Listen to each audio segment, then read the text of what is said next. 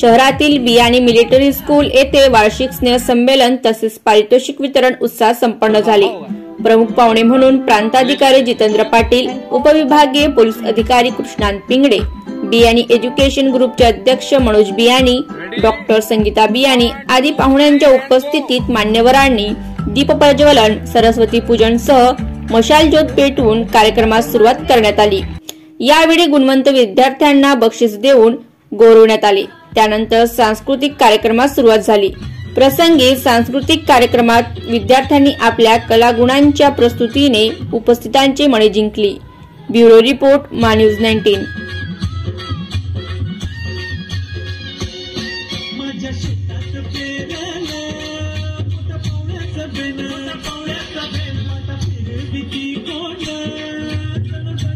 Sorry.